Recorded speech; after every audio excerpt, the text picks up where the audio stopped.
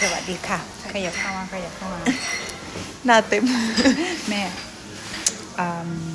บอกสิว่ามือนั้นเที่ยวยางเมื่อบ้านแมันบอก จ้ะ ยางมาแล้วมีหมอหนึ่ง หมอน มีมีหมอหนึ่งผู้ชายคนหนึงไม่ขี่เขาขี่จักรยานมาเลยนะขี่จักรยานมาดีๆมันเป็นอีหลายเห็นปะโซ่ โอ้ รถ โซมันโซ่มันตก แมน โซ่มันตกแล้วก็เลยจอดรถเราแล้วอันนี่ยังก็ล่ะ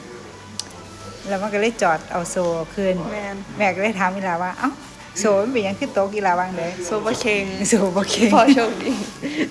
โซบะเคง โซ่บ่เค็งมันเป็นจังได๋โซ่บ่เค็ง คือมันห้อยมันเหมือนมันห้อยลงมาไหมมัน มัน ไม่แน่น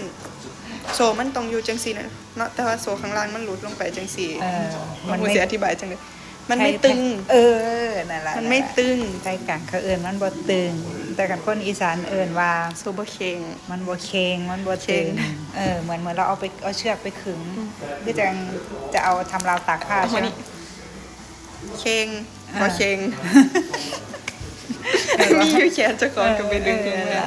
นี่จังว่าเขาขึงเสือขึงหยังเสียถ้ามันหย่อนลงมาแสดงว่ามันไม่ตึงคือมันบ่เค็ง บ่เค็ง การเสียที่มันตึงๆก็คือเค็ง เคงไว้ บ่อยากให้โซมันย่านก็ เคง เค็งโซไว้เสียประมาณนั้น